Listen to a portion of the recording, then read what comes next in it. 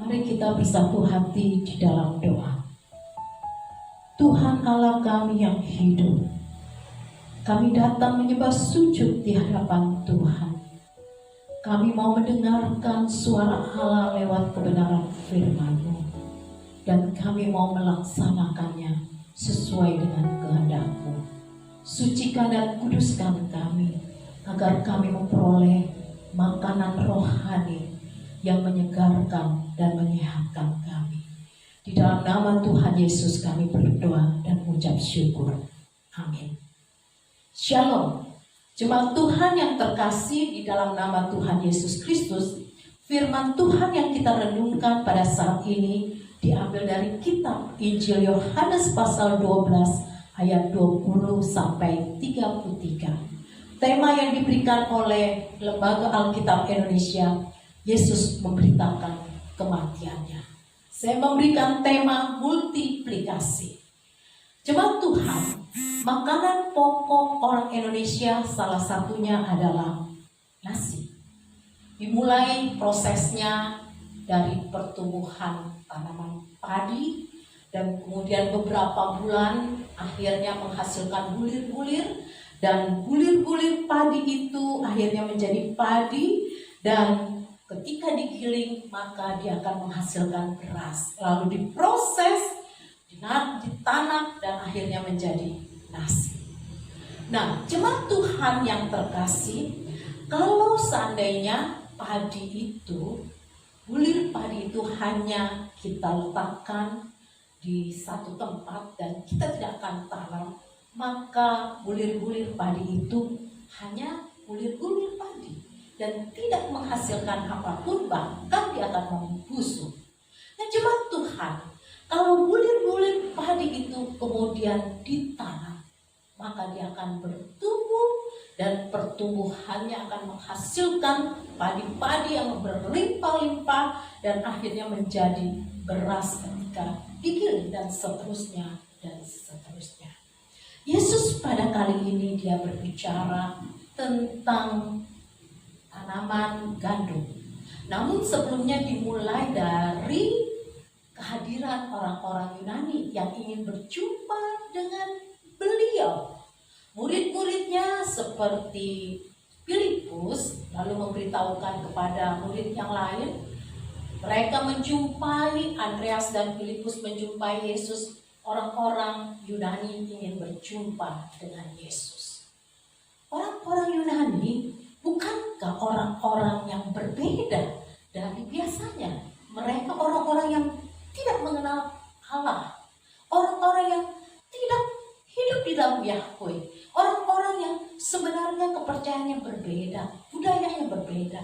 Tetapi kali ini dimunculkan orang-orang Yunani, walaupun tidak ada namanya, menunjukkan bahwa orang-orang Yunani berarti bahwa kabar tentang Yesus, tentang pengajaran Yesus sudah meluas kepada orang-orang bukan Yahudi, dan menunjukkan ini kepada seluruh dunia, mewakili seluruh dunia. Yesus sudah sangat dikenal pengajarannya dan juga kehidupannya, bahkan pelayanannya. Jemaat Tuhan, Yesus memberikan jawaban begini. Sudah saatnya anak manusia dimuliakan. Lalu dia memberikan ilustrasi, memberikan gambaran bahwa jikalau biji gandum tidak jatuh ke dalam tanah dan mati, ia tetap satu biji saja. Tetapi jika ia mati, ia akan menghasilkan banyak buah.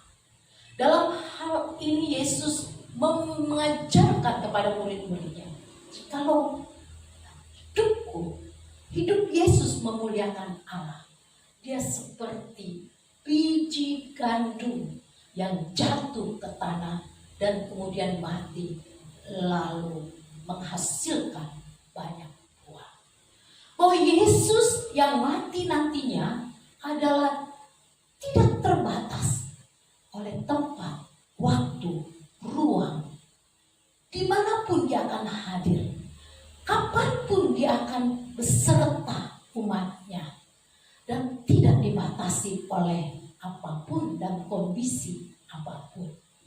Nah, jemaat Tuhan yang terkasih di dalam nama Tuhan Yesus Kristus, dan pada saat itu murid-muridnya belum menyadari bahwa Yesus akan mengalami proses yang demikian.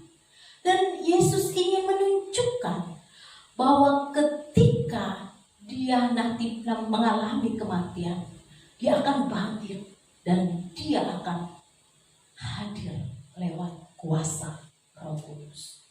Nah, syarat mengikut Yesus adalah tidak menyayangkan nyawanya. Dan itulah yang Yesus lakukan. Dia mengikuti kehendak Bapaknya.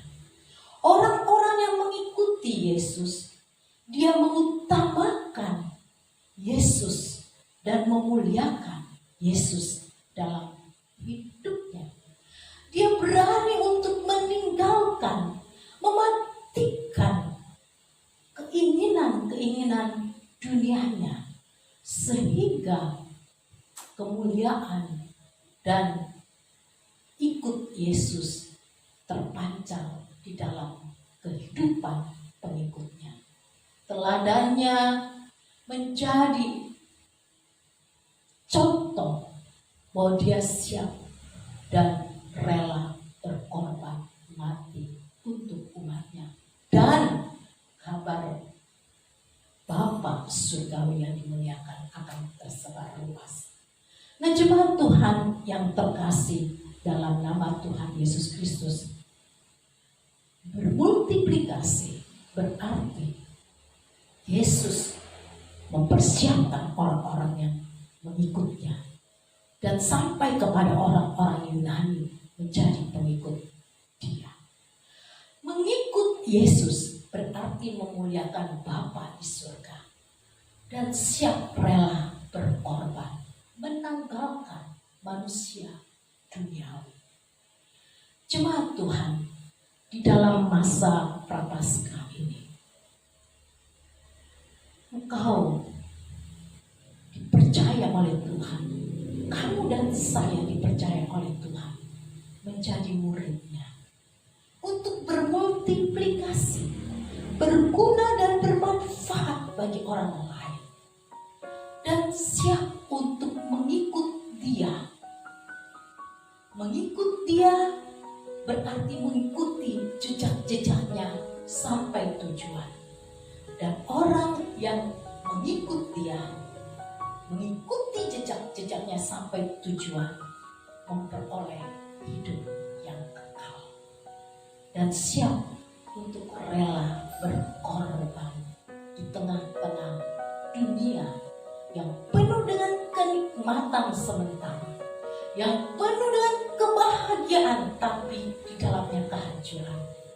Dan melalui kehidupan kita, orang-orang yang masuk di dalam hidup cara dunia, kita membawa mereka kepada terang Kristus.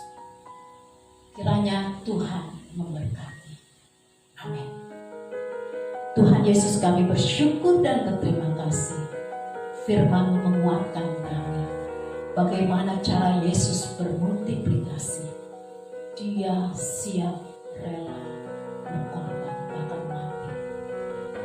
Dia siap untuk mempersiapkan murid-muridnya mengikut dia. Dan dia siap untuk selalu hadir bagi para pengikutnya. Bahkan Yesus pun menyediakan hidup kekal bagi dia. Biarlah hidup kami berguna bagi banyak orang, membawa jiwa demi jiwa untuk datang kepada Kristus. Terima kasih Tuhan, dalam nama Tuhan Yesus kami berdoa. Amin.